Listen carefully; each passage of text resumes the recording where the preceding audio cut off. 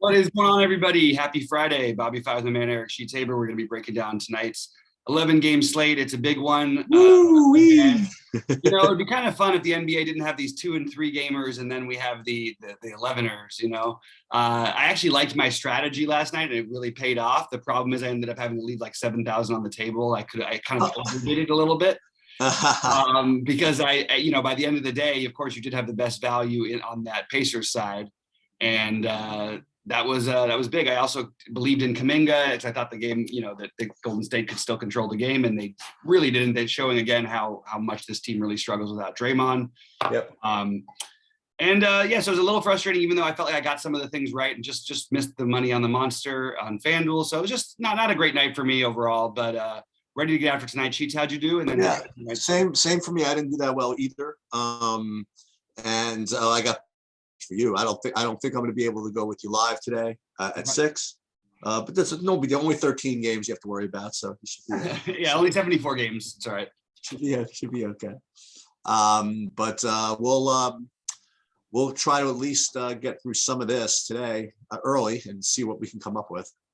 Yep. I actually have a pretty good feel for this slate. I had, some time this morning and went through it. I like to do these shows usually as a first look for me kind of a thing too. Yeah.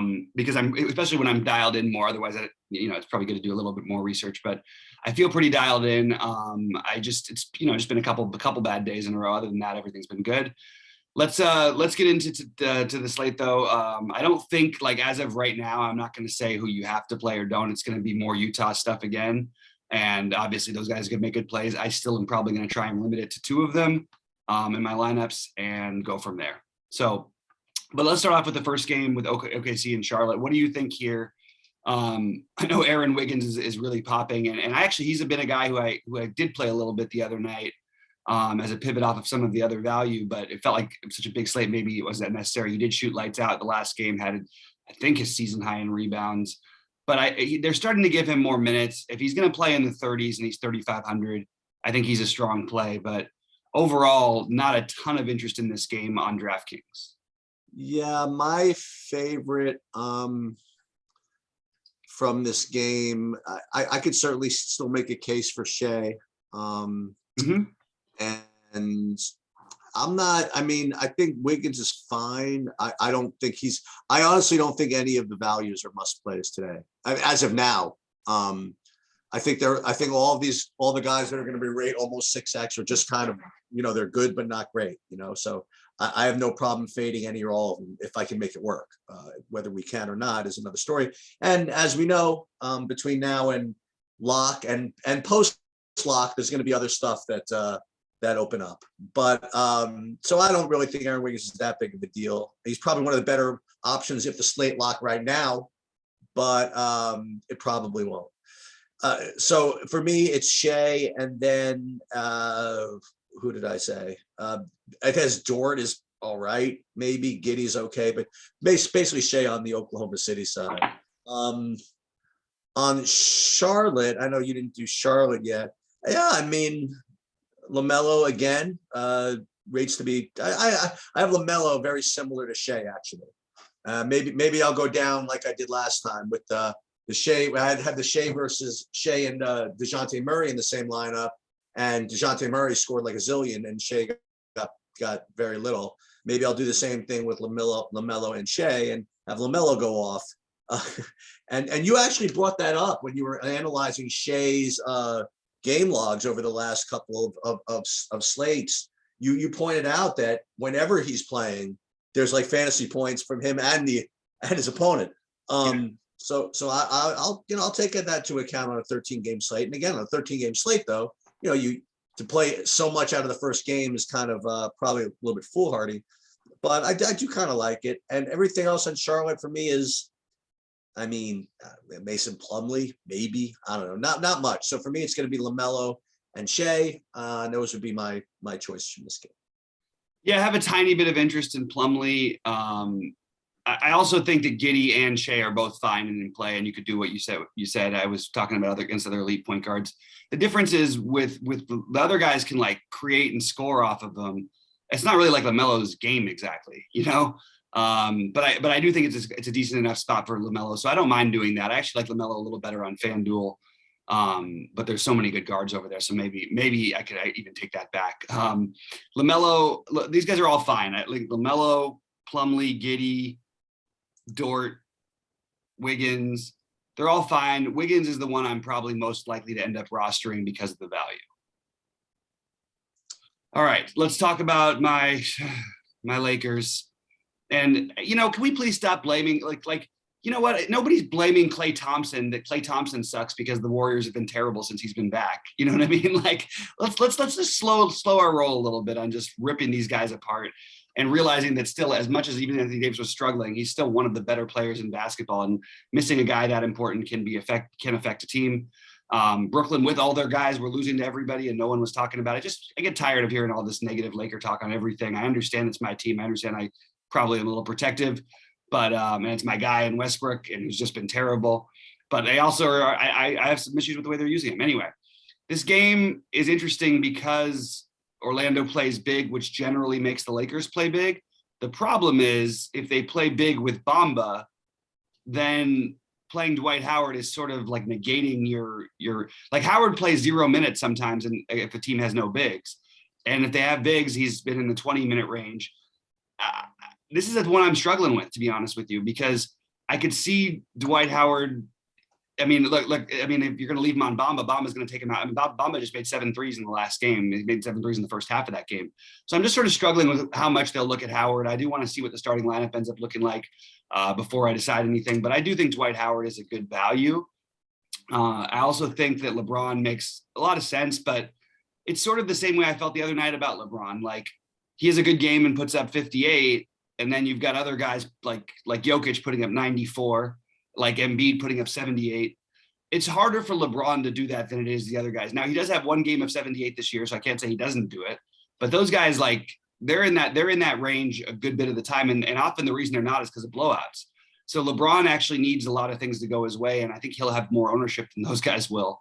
So I'm okay with LeBron.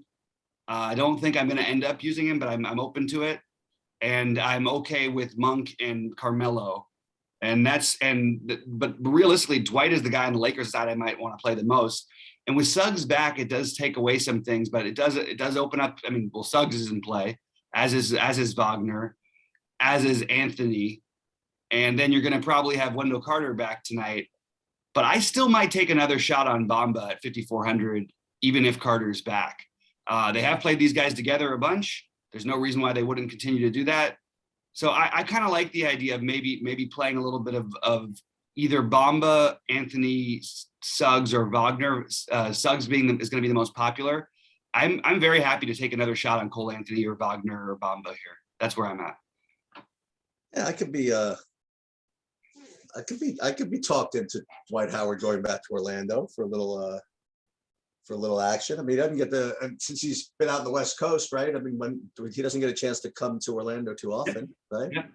So I'll take he's 3,500. I mean, I'll take a shot. Maybe the only fan base that actually kind of likes him. Some of them like him. You know what I mean? I mean, he's 3,500. He could score 40 fantasy points if things. There you go. 100%. If things align well, you know. Yeah.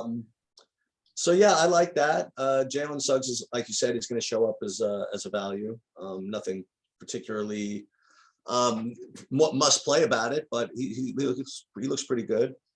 And I don't know. I like LeBron here. I don't know. Is he as good as some of the others? Maybe, maybe not. But I actually do like the Lakers in a weird way in this game for some reason. Coming off the home loss, and like I said, every game's kind of mattering.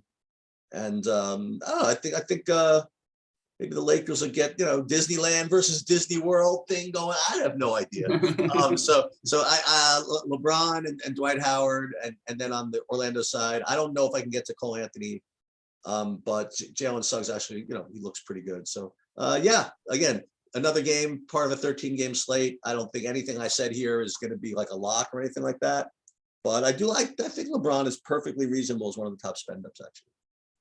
Yeah, and I think it's not that I think he isn't. I just think that you're talking about, like, is it going to be one of those nights where we have 5 guys with 70 plus fantasy points like we did the other night? You know what I mean? Yeah, it's possible. And it's possible. And Sheet, you know what does that though? What I really want to start tracking is these back-to-backs. We have to do a little bit of a better job of talking about that, because the back-to-backs on the, like, that was the second of no back-to-back for any of the teams with the 13 game slate, because there was only 2 games the night before, and the first of a back-to-back for no teams because there was only 3 games the next day.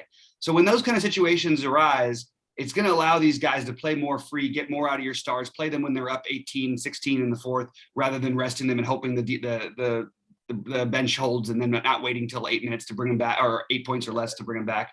It's just, it changes things a little bit. And I just wanted to add that tomorrow, that there's only 3 games tomorrow, and only the Thunder, which doesn't really isn't really relevant because they can just sit everybody whenever.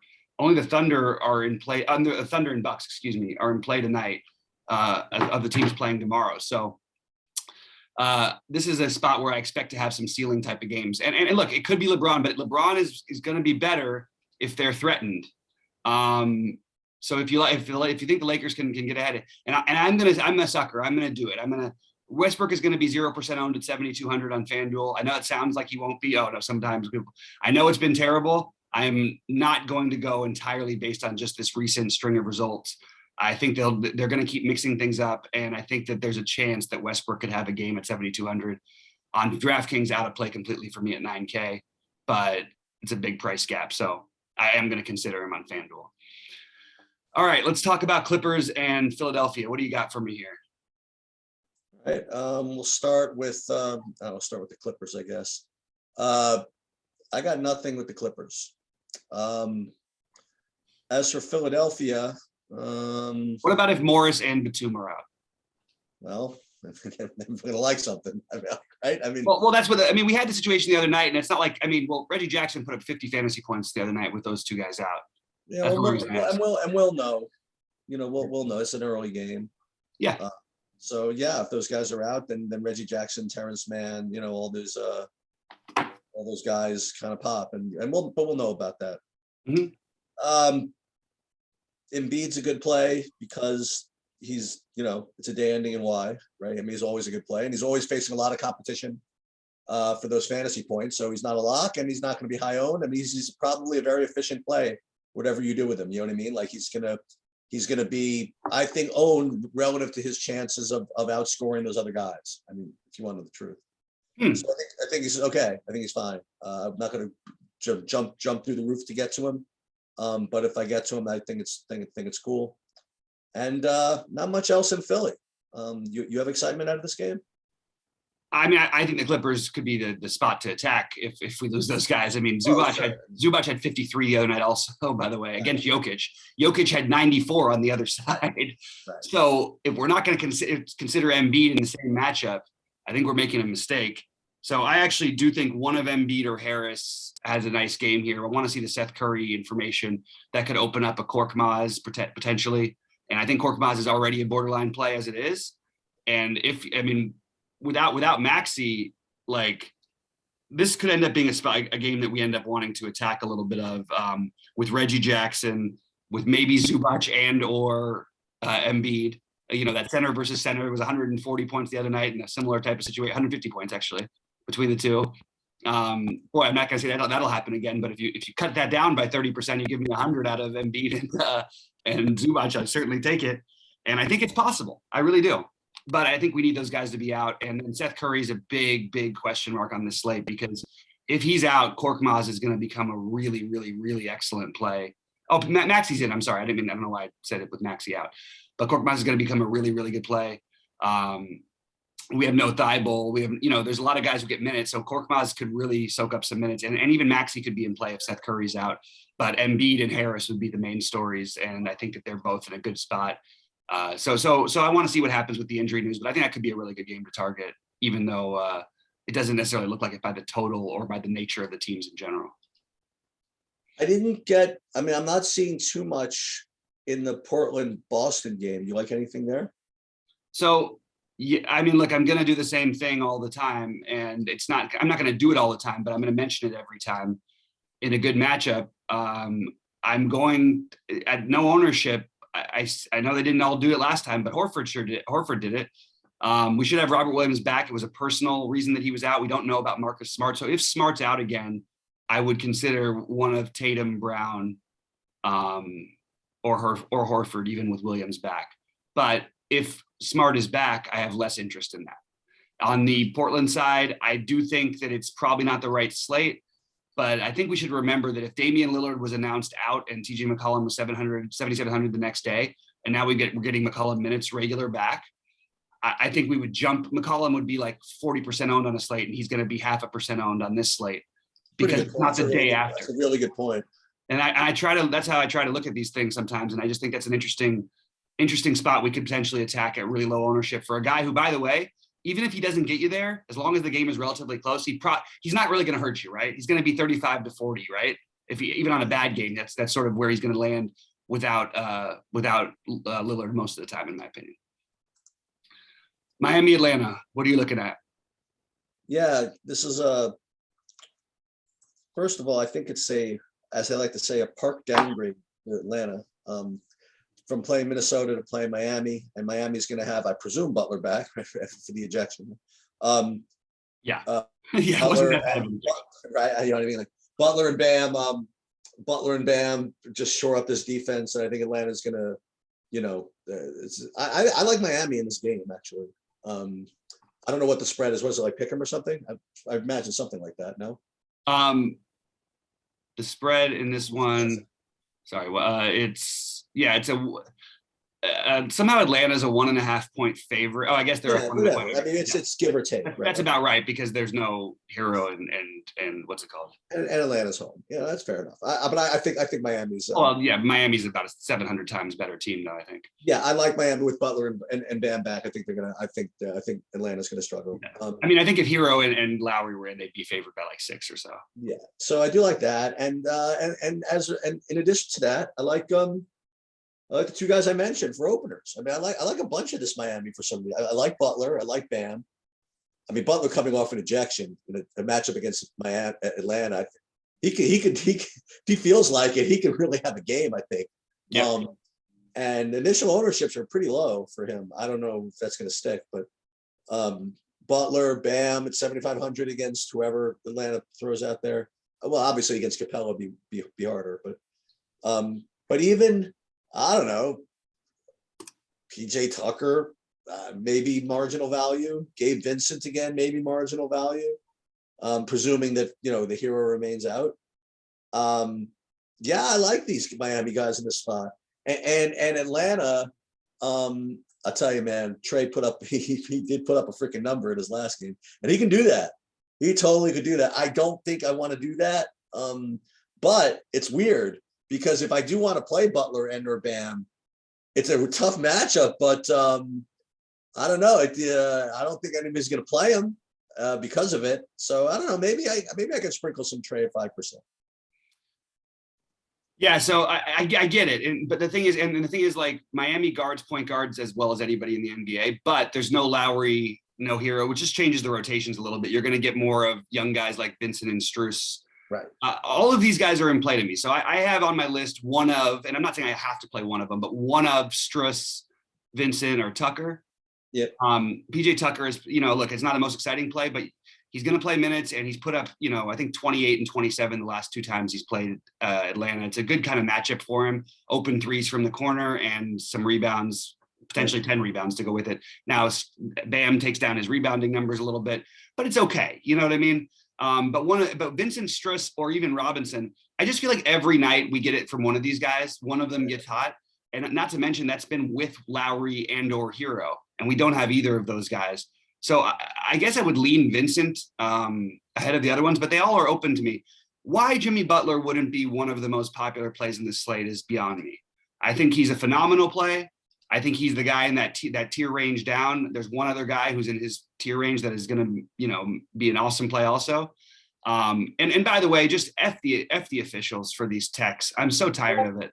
I do, but I think if you don't want to play, if for any reason you don't want to play Bam, play Butler, play Bam. I mean, and by the way, you could do a little mini stack here and play these guys together. I mean, like Bam went nuts. Now partly that was because Butler was gone the other night, but Bam still like went completely nuts the other night. This is an unbelievable matchup for him.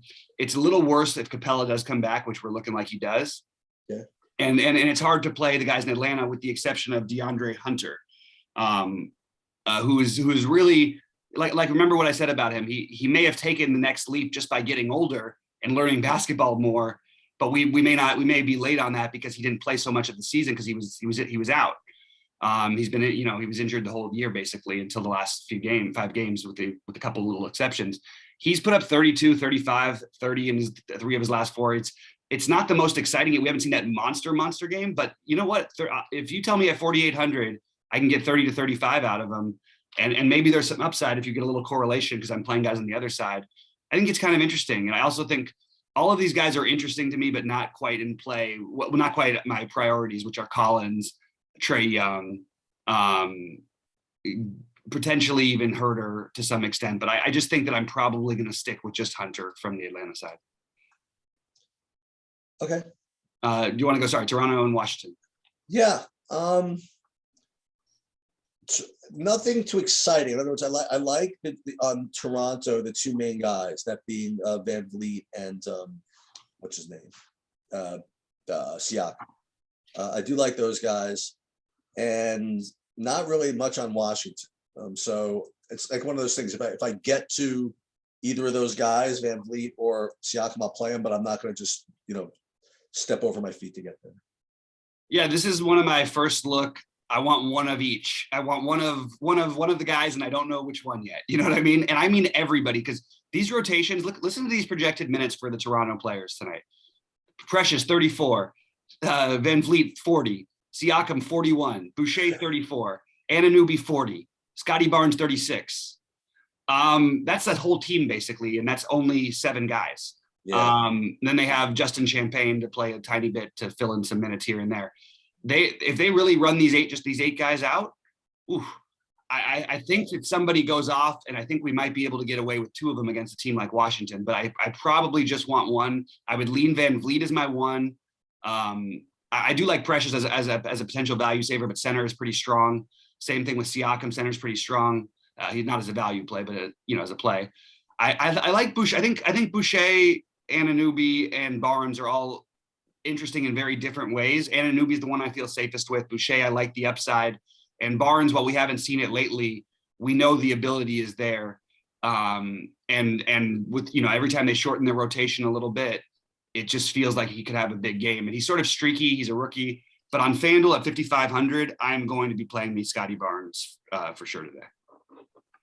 But I like this spot. I don't like anything on Washington. The only one I would consider, again, too strong of a center position is Montrezl Harrell. So let's start with Chicago, Milwaukee with your guy. Can I fire off on this one? Okay. Do you mind? Because I've got it's not even a hot take. We talk about revenge narratives a lot. There is one guy, unfortunately, it's not in Chicago. So this is my biggest issue with what do we do with this revenge narrative that brings up an overall question. Bobby Portis has made no bone, like he is absolutely the guy who will go and try and torch this team. He hates this team. He got suspended for punching his teammate while he was on this team. They never gave him a real chance on this team. And then he goes and he's a champion with Milwaukee. I think he had like 40 fantasy points in each of the last 2 games last year against the Bulls, which is more relevant than this year because his role was much less last year. Remember, he was coming off the bench with Brook Lopez starting. So I like Bobby Portis as a tournament play. I'm going to play him in something. I don't know what yet. But it will be a big buy-in that I have Bobby Portis in. And I just think I wish it was in Chicago though. I really do. I mean, if it was in Chicago, I think that you could have me like fully sold on the Bobby Portis. Especially because he's going to be like 1% owned because he won't project well. But I'm into this, man. I want to do some of this. I want some Bobby Portis. And I just wanted to start with that because I do think there are narratives that matters and there's players that matter. The problem is it being in Milwaukee does take away from him going back to the old building, getting booed by the fans. And he's the kind of guy who, yeah, he might get thrown out of a game when he's pissed off, but he's also going to go out there and chuck. He's going to go shoot every time. I don't know. So I'm a little stuck what to do. And he also doesn't get the same blowout run. So even if they blow out the Bulls here, it's not like he's a lock to play those minutes, but I think he would be on the court longer than the other guys. So I'm into Bobby Portis as a play. On the other side, it's Vucevic or DeRozan. I prefer Vooch, but again, center is very strong. And that's pretty much it for me in this game. I don't mind it. Look, obviously, I don't think I need to say Giannis is always a good play, especially in games that maybe they need him or maybe they're tough. This game is not quite as tough as it would have been 2 weeks ago when the Bulls were healthy. But I do think Giannis is obviously in play. Sorry, go ahead. Well, I'm going to start with your other guy. I mean, I'm just going to put it to you this way. You got Desamnu playing 40 minutes a game the last 3 games. He gets 40 fantasy points every single game. And as a result, he's being projected for 30 across the image. I'll try it. I don't even know who it is, but he puts up 40 freaking fantasy points every game. If you're gonna I'll finish and you can get back to it. I mean, if you can give me a reason why he wouldn't get 40 this time. I'll be certainly willing to listen to it. And aside from that, I like the guys you mentioned. I like DeRozan. I like Vooch. And Bobby Portis, like you mentioned, is more of a it's more of a narrative play than anything else. But I'm in, and I like Giannis. I mean, I like this game. So here's my I am all about these Desamnu. When you remember I think people thought I was nuts talking about playing him on DraftKings the other day. I got some Desamnu. What are you talking about? Right. So just to give you a quick background on this guy, he was a first-team All-American last year in college. He's a good basketball player who plays the right way and is not an offensive guy who wants to try to do things. However, assists in the last 3 games since he's had this role, 10, 8, 6. Those are very solid numbers. His usage is incredibly low. He's at 13%, 18%, and 14% in each of the last 3 games. He's also shooting 70% from 3 and almost 80% from the floor. That is a really hard thing to expect to replicate. And it makes it a little bit thin, in my opinion, even though I like him. So I would prefer him, I think, on FanDuel because you get some steal block upside, which should be part of his game. I mean, he had 6 of them against Memphis. So I don't know. It's a maybe here for me. And you'd also like to think that in a game like this is not the time that they're gonna rely on the Sunday. You know what I mean? On the Sunday, yeah, exactly. But at the same time, what if the game is a little bit rocky, like 10 to 15 points the whole time? He could be in there the whole game, basically. Look, he's interesting, but I guess if I was really gonna pick between the two of them, though, I think that I would still. Like at least Kobe White can get hot and score 50 fantasy points. Desamnu so much has to go right. Like Kobe White's usage is like 10% higher, or okay, I guess not 10% overall usage higher. It's an extra 25% higher than Desamnu's is, and he can shoot. Now Desamnu obviously can shoot because he's making all of his threes, but I don't know if that can continue for him. Like he's not even taking that many. I don't know. It feels like a little bit. On a small slate, I'd be all about it. On a big slate, I feel really hard to click that button, but I do it. It does go with what I said last time. And last time I played him though more at 4,200 on FanDuel. If he was 4,200 on FanDuel, I don't know if I'd make a lineup without him today. But at this price, it's a little bit harder for me to get to, especially at a very strong guard position. Again, point guard, shooting guard, and center is going to be loaded today. What are your thoughts on Giannis and Portis? Yeah, I like Giannis. And as I mentioned about Portis, I don't know if he's he's more of a narrative-driven play than anything else. He's not going to project all that great. But is there any more narrative-driven player outside of DeMarcus Cousins, though? No. So that's the only thing. And he's 5Xing every game at this price anyway. The only thing I would say is that Portis is, not to get too into this whole discussion, but I think the Portis was more of a guy who was who would take more advantage of the fact that he wasn't going to get his minutes anyway. He's like a starter now. Like he's like an actual. Most of the time we would talk about this would be like, oh, you think Portis can get the run off the bench and get the blowout run and like all this stuff. He's like actually a major part of this team now. So no, you're right. That's a fair point. But I don't know. Okay. So I'll tell you what. Giannis is good.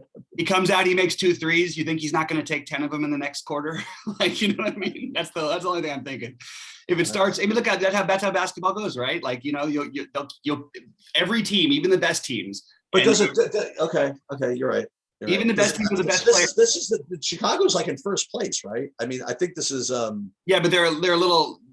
Well, yeah, and it would be more of a game. I mean, they're like 11-point underdogs tonight, but it's only More because, How do you know that? well, it's because there's no Levine. I'm sorry, Oh. there's no Levine and there's no Lonzo, which sort of make everything go. They do have Caruso back, which helps them.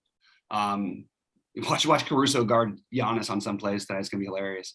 And Caruso is a great defender. That's why I say that. But all right, I'm interested in that thing. We've done well with the Portis thing, the Portis narrative in the past against the Bulls. We hit it twice last year. But yeah, it was a very different situation, and we were getting him at like 4K off the bench, and he putting up 40 fantasy points. It's a little different today. 40 fantasy points is not going to do it for us. Well, it'd be fine, but whatever. Brooklyn and San Antonio. I think this game on the Brooklyn side is getting way underowned. That's all I have to say. I understand why, because of all the plays, but if you tell me that Harden doesn't have 60 plus or Kyrie doesn't have 50 plus tonight, I'd be very surprised if one of those two things, if not both, happen. All right. I like both those guys. I like Kyrie, and I like whatchamacallit, and I like Harden. I'm going to get back to something else in a second, but there was also on the San Antonio side, I'm just going to presume that Dejante Murray is a good play unless he's like 12K. Like, what is he, 10-1? Yeah, I mean, that's guy's insane. Guy's just insane. It's incredible, right? Is he the most underrated player? Because I feel like everybody talks about all these young guards and no one talks about him in that same tier. That's just he's legit. I mean, he's insane. He's on a team that doesn't like really cater to superstars, but he's certainly playing like one, you know? Yeah, he is. He's playing like one within the construct of being a team player, which is almost impossible to do, you know? So, right. So I'll throw another one out there just for kicks. You do have Patty Mills going back to San Antonio, if that means anything to you. And here I'll give you a little bit of a slanted statistic. Okay, they did play at San Antonio earlier this season, and Patty Mills played for 39 minutes. Mm-hmm. However, Kyrie was not present. So. Neither was Harden, I don't think. Harden was in the game. Oh, was he? Okay. Was Durant? No. Oh, okay. Okay. Well, that's a little bit. Oh, no, that's true. No. Harden and Durant were both here. Here's the actual box scores now up on my screen here. Hold on a minute. Yeah, it was 121 to 119 Nets. And yeah, Harden, Durant, and Mills. They were all so there was no whatchamacallit. There was no Harden. I mean no Kyrie. So. Yeah, well, there's no Durant this time, so yeah, so that's that is what it is. So if you want to try that, I don't know, I don't mind. I don't know if you need it on a 400 game slate, but yeah, why not? And that's pretty much all I got. I really like that call. All right. Not just because the narrative. The only problem is like, if anything, like Patty Mills doesn't matter. Everybody loves Patty Mills. He's a nice guy, but he plays like a killer, and he torches the U.S. team every time they play in the international things. He torches it. He basically can light it up any time he just gets it going. He has a role enough in this offense where he's in play, even separate from any narrative or anything like that. But not to mention, San Antonio plays lightning quick. They give up tons of threes. I think this could be a really good spot to actually maybe take a shot on him. It just feels like you mentioned, maybe the wrong slate. But maybe if it was a smaller slate, getting that 25, because even he's probably going to be in the 25 range, even if he misses, which is solid, obviously. LaMarcus Aldridge is going to, I think, project a lot better later today. And talk about going back to San Antonio. There's another guy who feels like he was underutilized, and as opposed to Patty Mills, who really loves Pop and Pop loves him and all that stuff. LaMarcus Aldridge just put up 43 fantasy points the other day. Hey, that's right. And Claxton is going to be out again. That's right. So I like the Mills or all LMA angle as well. I just think this is a good game for fantasy points. On the other side, Dejante Murray, I love him, but he's not even my favorite play on their team. Like, I think Derek White should have a really, really good night tonight if he doesn't get in foul trouble. That's his big issue. But it's a really good spot for him. It's a really good spot for Keldon Johnson. This defense, especially without Durant, when you put LaMarcus Aldridge, Kyrie Irving, and James Harden on the court, and Patty Mills, how are you supposed to defend anybody? So they should have their way offensively. The problem is they've just gotten a little too healthy, and even those guys, I like them, but like Lonnie Walker is going to be coming back with minutes. Devin Vassal's been showing an uptick. They're still giving McDermott and Bates Diop plenty of minutes. So there's just a lot of bodies you have to worry about.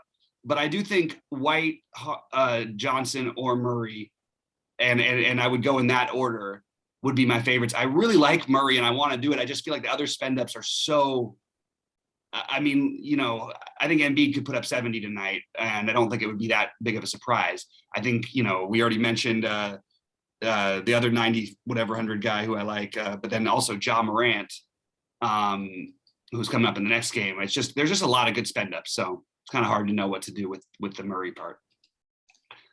Yeah, I could. Speaking of which, I mean, I could see why. So Dejante Murray is 10-1, and he's, I can see why people are missing it. You know what I mean? Like, if you don't watch them play a lot, you don't really notice it. You'll game log watch it. Hey, God, 60 fantasy points. How do you do that? You know what I mean? And so he's 10-1. You can just kind of feel that's kind of a sneaky, sharp kind of play. I don't know. I mean, what does Morant got to do to make himself 10K? I think what it is that he doesn't have that consistency. Well, hold on. Let me clear something up though. I mean, without Keldon Johnson, without Lonnie Walker, and or Devin Vassell, and or Josh Primo, all the other guys basically San Antonio has that shoot the ball. I probably shouldn't have used Primo, but and McDermott was out. Derek White is Dejante Murray has played the majority of his games this season without all of those other usage guys. Sure. And now Ja Morant is in the situation without those usage guys. He's had it all, but they've been fully strong the whole time. And I think he's going to be a tremendous play tonight. Sorry, keep going, Chief. I just wanted to throw out that it's a very big difference. If he was on San Antonio right now, I think Ja Morant would be like 11.5. Well, this is what I was going to say. I mean, I could see why some people wouldn't want to play Dejante Murray at 10. I wouldn't see why no one would want to play Morant at 93. And that, as I was trying to make the case where maybe he's just not putting up those consistent number, but it doesn't really matter because they're missing guys still, So I mean, I'm telling you what I'm doing. So like, I'm gonna lose. But both these guys, Morant and Jokic, rate to be like totally elite plays. But you got Morant coming off of 67. I don't think anybody's playing Jokic right now. And Jokic is coming off of 90, so I can't play either of them. That's the problem. Even though you don't care that Jokic will be projected to be like 1 or 2% owned right now. Oh, is that true? Yeah. Well, it depends what other value opens up. Exactly. Yeah. Agreed. Yeah. Right now, I don't have him. I have him at 8% right now for Jokic. Yeah, he'll end up. You're probably right. By the time things open up, he'll probably be closer to the 15% range, maybe even 20. Who knows? But I will say that those three, Ja, Giannis, and Jokic, given everything else, are just kind of just three, all ownership being the same, just really, really strong plays. But I don't like to play the guys off the ceiling, so I'm going to end up probably playing Giannis. But I can't give you a reason to not play Morant. I just can't. I mean, like you said, the usage is going to be through the roof. He's going to be up for this freaking game. I mean, this is, and he just does freaking everything. Now, obviously, the real play in this game is to play De'Anthony Melton. That's right. So that's the reality. So that's what I'm going to probably end up doing. But the actual plays are Ja Morant and Jokic. But I do want to play Melton. I am totally with exactly what you said. I'm going to play Morant and Jokic in a lineup. I don't blame you. There's no way that's not going to happen. Yeah. I don't think the ceiling thing in basketball is as relevant. Maybe coming off of a back-to-back or something in an overtime, or for a guy who doesn't usually do it. I think this is actually just who Ja Morant is. Like, I think he's in the 50s here, way more than he's anywhere below. And that already makes him a good play. What's the spread in this game? It's close, right? It's 3.5 for Denver. Yeah. I like Memphis to win, by the way. So I like actually this game entirely. I don't care that Zaire Williams is putting up nothing with his thing. He's 19. He's a kid. They believe in him enough to play 33 minutes in the competitive game last time. He's sort of blowout proof in case that has any concerns. He's 3,200 and he's playing more minutes than he's ever seen. It's a high variance play, but it's something I'm considering doing, especially as part of a game stack. Like he's a kind of guy you could stack with Ja, and literally he makes a couple threes and then you're golden. You know, he just gets past, instead of putting up 18 fantasy points, he puts up 26. That's fine for his price and his position. He has Ford eligibility. That's great. Jiren Jackson Jr. I think is a strong play, and if you're not going to do that, I think Steven Adams is in play. I think all of these guys, and then obviously John Concher, who's going to be the best point per dollar guy, I guess, other than Ja maybe. I think John Conchar is in play, but I would rank him Ja in just in terms of value. And you know who I would rank second though is Melton. I'm with you. I think you could. Hey, remind everybody what we kind of like mentioned what remind everybody about Melton. So Melton had a lousy night the other night, but he was 3,500. He was projected to play 30 plus minutes. He played 17 minutes. That could happen again. I'm not saying that there's no fail on this Melton play. I'm just telling you what I'm going to do. As of right now, I'm going to treat Melton like he's the same guy who they were the other night. He's a guy who thrives attacking the basket, which is really hard to do against. They played last week, Milwaukee. This is a bit of a better matchup for him, and I think that he ends up more on the court more than he did last time. That maybe taking some minutes from Williams and Concher. That's what I've got. One thing to consider, that Jokic in the past not struggles. He doesn't struggle with anybody, but he tends to have a little bit more trouble sometimes with the smaller, more athletic defenders. But Steven Adams is a really, really good post defender. So it's kind of hard to know whether Jiren Jackson might get the extra run, but he could also get in foul trouble then.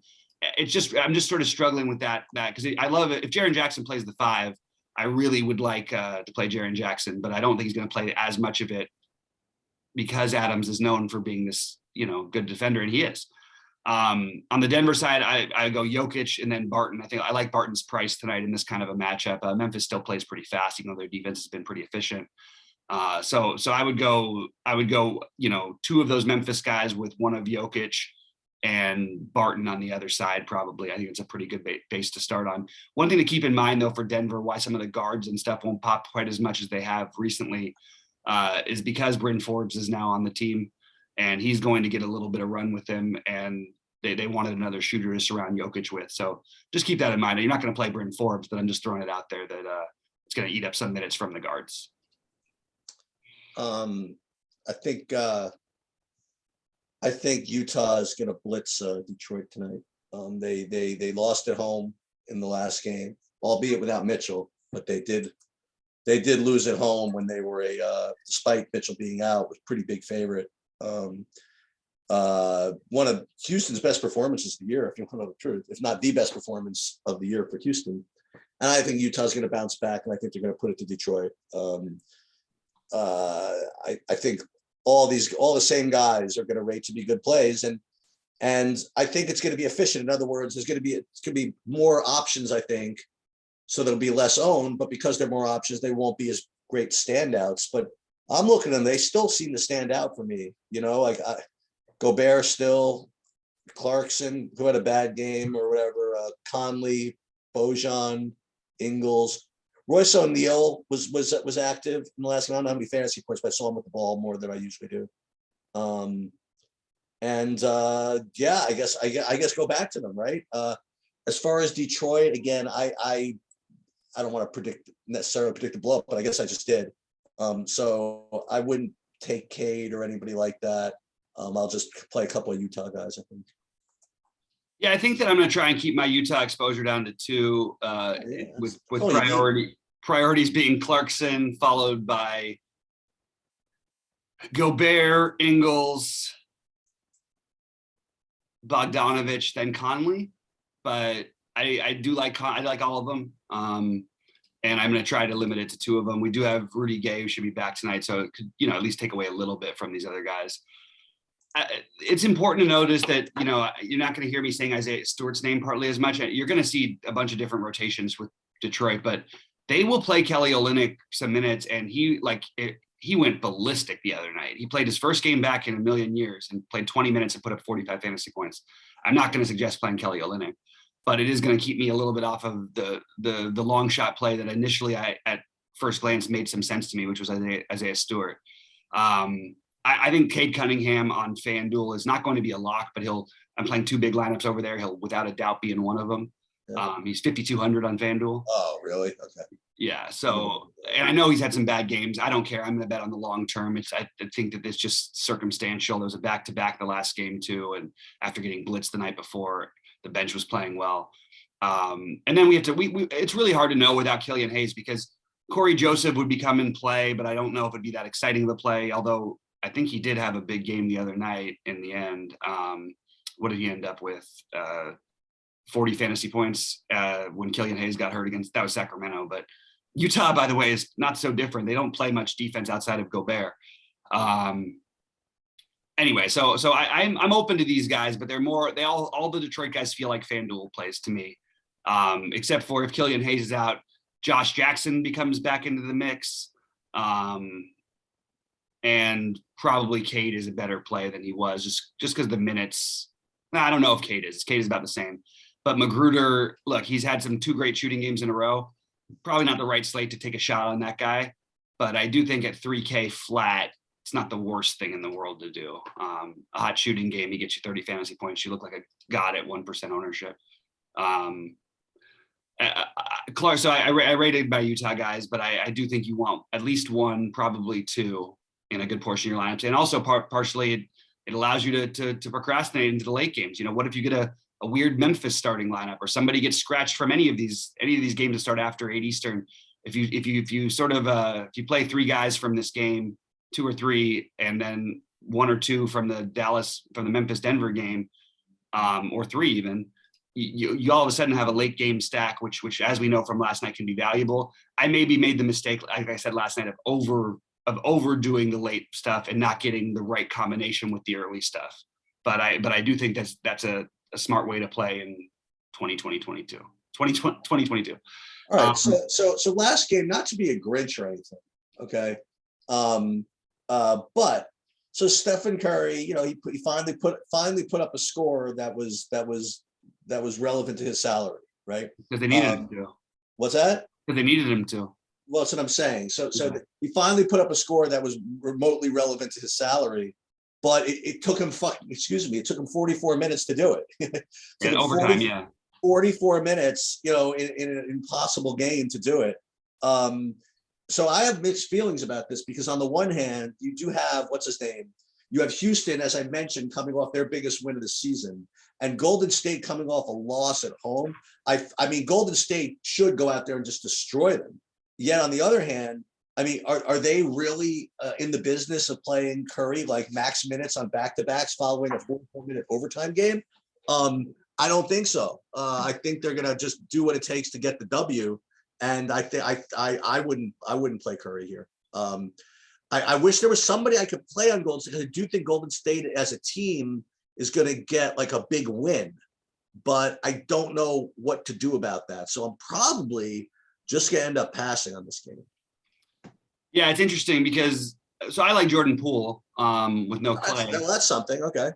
Jordan Poole without Clay is definitely someone I can get behind, and especially Clay's not playing this game, right? Okay. I would I think we should always look. We never know, but like it would be what kind of lunatic coach would have to play Clay on a back-to-back after what he's been through? And by the way, they didn't even let him play the overtime last night. They cut his minutes off, so that just goes to show you how much they're taking it seriously. Yep. But I like Jordan Poole here, and especially like the fact that you could maybe some of these other guys are out. We still don't know about Otto Porter. But it is a back-to-back and you have no Clay. So that's a good play, the Poole. I like that. I think Poole is a good one. And I think that Kuminga, even though this is what's going to happen with rookies. You're going to see the minutes come and go. But yeah, he started off really strong last night and then they just stopped playing him. Maybe they regret that because they did lose the game, but I don't think there's any, like he could play 15 minutes. He could play 35. If he plays 25 minutes, I think he gets 25 fantasy points or higher. If he plays 25 minutes, he might also get to 40. I like Kuminga's game style for this. I'm going to make sure to prioritize one of Poole or Kuminga. not as like a must play, but as guys who I'm definitely going to be wanting to get, let's say over 30% exposure to, or 25% exposure to. And again, they're in the last game, so you could always do some funny business. And you could play a guy who did put up a ceiling game, which Sheets hates, but he's actually been consistently putting up bigger and bigger numbers. And that's Kevin Looney.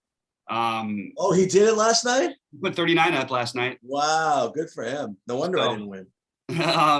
And again, a great matchup against Houston. So one of those three guys, and then maybe you could talk yourself into Gary Payton, depending on whether Porter plays and who else is active. I mean, it does depend on all that, because Gary Payton should get some minutes with Clay being out as well. Wow, check out this line score. So he was 13 and 15, right? But check this out. He had 5 turnovers, and he hadn't committed a turnover in like 5 games. That's amazing. Right? Yeah, that's amazing. It was the highest. He was basically triply active. You know what I mean? Yeah. 2 steals, 3 fouls, 5 turnovers, 3 assists, even 15 rebounds. So he was let loose. You know what I mean? Like, hey, do your thing. Yeah, I mean, that's what I was saying last night, though, is that when he explodes, it's not going to be like, he's not out there trying to score the ball. He's right. I think all of his at least 6 of his points were on putbacks. Imagine. I mean, he's not shooting threes. I mean, took 6 shots in 28 minutes. But anyway, but I do think one of these guys are very viable. I didn't even really consider Steph, to be honest with you. It's just always can get hot kind of a play, in my opinion. Right. And if he does, then Houston's probably completely just stone dead. I can't really find anything quite that makes sense to me on Houston, although it wouldn't surprise me to see Gordon or Jalen Green have a game, Kevin Porter Jr., even Christian Wood. I just don't feel like this is the right slate. They're too healthy. I would have taken some shots on these guys in smaller slates. I don't think I'm going to do it on this slate. So to go through real quick what my priorities are on these sites, 2 of the Utah guys, leaning mostly towards Clarkson and Ingles, and Gobert. 1 of Poole or Kuminga, D'Anthony Melton, John Morant as a real priority, Jokic, Kyrie, Harden, Mills, or LaMarcus. I do think one of those guys, I know it sounds like a lot of guys, but just saying that's the way I look at it with my first looks. DeAndre Hunter, Jimmy Butler as a super priority, Bam as a priority, separately probably in lineups, although I don't mind them together. Embiid or Harris or Korkmaz, depending on Steph Curry's health status. The Clippers' whole situation we need to know, but we'll know before lock. Dwight Howard currently I have as a solid value play. Mason Plumlee I currently have as a solid value play. And one of the Raptors, I don't know which one it's going to be, but one to 2 of them are probably going to be in some of my big lineups. I'll just go over some FanDuel stuff. I mean, you alluded to it throughout, and I just took a gander, and just guys that really just stand out as superior players on FanDuel, even relative to DraftKings. You have Ingles at 3,700 on FanDuel, which is that's basically free. Bobby already mentioned earlier, Cade Cunningham at 5,200, basically free on FanDuel. I don't know if you mentioned him in the context of FanDuel specifically, but Jordan Poole, 5,100, who Bobby talked about on DraftKings, is exceptional. I don't find Poole playable when you look at the other value at the guards on FanDuel. That's the thing. You know what I mean? Yeah. Like, you have Cade at 52. Right. And you can't really play. I mean, you could, but I mean, it's probably better. You could, but yeah. I don't know. Maybe it's not so terrible. And then Melton, Concher, you may have mentioned him. And then if those guys are out, by the way, that you mentioned in the Clipper game, you have Zubac at 4,200 over there at center. Yeah, well, here's the problem. So I looked through all the different FanDuel stuff, and so the small differences that are a little bit better on FanDuel than they are on DraftKings would be Conley and Ball, and they're both great plays in my opinion on FanDuel.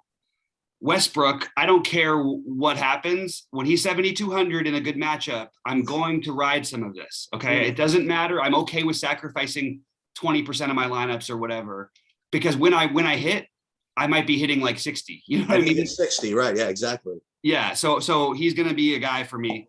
Kyrie and Harden are significantly cheaper on FanDuel, or substantially enough to where it's easier to get them in. Cade Cunningham, Jordan Clarkson, still a great play on both. Jokic is cheaper on FanDuel. But you can see Ja, Clarkson, Cunningham, Kyrie or Harden, Westbrook, Ball, Conley, Fred VanVleet is cheaper on FanDuel and also has some steal upside. All of those guys make it to where if you're playing like Joe Ingles, play him in the small forward position. Do not, I assume actually, I don't even know if he's still both, but you want to try to, this is a good guard slate on FanDuel. And he is still shooting guard and small forward eligible. Yeah, so I think you'd want to play Ingles in the forward spot because there's just too many good guards. Scotty Barnes, another one on FanDuel. I like Bobby Portis better on FanDuel. I like Desonmu a little bit better on FanDuel because you get the steal block upside, but again, probably not going to play him because of the strength in guards. And then I just think that De'Anthony Melton is a better play than he's being treated today. And it doesn't always work out, but when it works out, he's another one that could 10x that 3,900 price. Let me ask you a dumb question. So are any of the guys that were out the other day from Memphis back for this game? No. Wait, hold on. Let me double check that before I say anything. What they did was they gave Culver minutes, right? The last game, which we didn't necessarily expect them to do. I believe that's what happened. Okay. Yeah, he played 16 minutes. Santi Aldama got more minutes than we expected. They threw a bunch of different things out there, and I don't entirely understand all the reasons why, but I'm not going to question a coach that has this team as one of the best teams. I saw an NBA poll today that had Ja Morant 8th for MVP. If Ja Morant is not in the top 5 for MVP, I have no idea what you want from anybody. It's crazy to me. What do we have? There's Jokic, right? Jokic won right now. Is LeBron up there? LeBron's up there, but he's not. I mean, they're under 500, so it's not really. Shouldn't be ahead of Morant, at least in my opinion. Who else? I mean, let's Durant, but he's going to be out of it because he's missing too much time. Okay. Yeah. Giannis, obviously. Mm-hmm. DeRozan. But I mean, most of those guys I could make a pretty good argument for Ja being ahead of right now, considering that I think so. Memphis has a better record than Milwaukee does. And not only that, but he's like light years the best player on the team. By leaps and bounds, especially with Bane out. It's a sort of a joke, but I love Bane, and it's funny because I listen to Grant talk on the Roto Grinder shows all the time, and he just is obsessed with this Bane. He's made a fortune on betting his over props this year, and Bane is just always like a lock for the over props until like they had one game where he missed. He made it like 9 out of 10, I think it was, for scoring. Just for fun, I'm going to throw out a couple of spread bets here before Bobby puts. And from what I'm reading on the Discord, Bobby's been doing really well, not only with the spread bets, but with the prop bets also. So I would get on that. As a matter of fact, could be time for you to start pulling up prize picks and doing some prize pick stuff or something like that. That's another thing we're going to do with the site. I'm going to post my prize picks every day. I haven't been doing them as much because for the NBA, it's a little bit harder with all the late scrambling to get it right. And I can't edit those priorities wise over the other ones, but it's something I'm definitely going to start doing. I'll start posting all my prize picks bets so you guys can imitate them if you want to. So as far as spread bets go, I will say that I like, this is not usually, I usually like the home teams. I like the Lakers at Orlando. I like Miami at Atlanta. And there was another one. I can't quite do Memphis over Denver, although I get it. But I'm going to take both Utah and lay all those points, and Golden State and lay all those points. Nice. Both keyed off that same game, when Houston came in to beat Utah. But I hope Utah bounces back, and I hope Houston has the letdown. And Golden State coming off the loss against Indiana doesn't hurt either. So I'm only hoping that because it was an overtime back-to-back, the spread is somewhat tame. You know what I mean? Mm-hmm. Maybe it's not like the 15 points it could be otherwise. I don't know what the spread actually is, but I'm sure it's going to be pretty healthy. And that's what I got. Yeah, I will post mine later on the site. So check that out at truedfs.com. And guys, let's make some money today. We're also we're meeting next week about the site, and just we're going to be finishing some things up. We got to, optimizer. There's been some optimizer questions, some other thoughts and feedback. So feel free to give us your feedback anytime you want, whether you want to send me a DM or anything. I really appreciate any of it. And we are going to continue to work to improve the site. I have an idea, and I'll talk to you offline. But I know I don't need to talk to you offline. We can talk to it now. So it was based on comments that a lot of people have given, but one of our sharper guys commented about kind of accessibility of me and Bobby to like answer questions and stuff. What a lot of the sites have done, which I'd be willing to do, is I know Saberson calls it office hours, or somebody calls it something else, but like just make ourselves like available for like, we'll just take turns doing it, like an hour a day or an hour every other day or whatever, where we could just answer whatever questions you guys want about anything. You know what I mean? And if you want to put the questions in advance, cool. If you want to just like rap with us back and forth, that's true too. Because look, in fairness, like we're saying, normally when we're doing this stuff, look, we're selfish, right? We have to worry about our own lineups too. We can't just completely dedicate the time to answer questions, right? And certainly makes sense. But if we set up some time, aside from that, the problem is with basketball, people don't want that. They want the well, and okay. by the way, I've been answering all of those questions. Well, hold on. The people that do want that, like, quick 2v2, okay, we could address that also. But I guarantee you there are people that want to have access to us for more general and more theoretical and more stuff in general. So yeah. I definitely would be into doing something like that. Okay. And fortunately, I could do that at like kind of a more convenient time for me anyway. So okay, we'll think about it. Yeah, I'm into all that. Sometimes it's just a timing issue, but I love the idea. And guys, good luck today. Let's crush it. Let's end this week strong before football tomorrow. I did post all my football bets and picks and everything like that, and all my early builds. So let's have a big weekend and let's start it off right tonight. Good luck, everybody.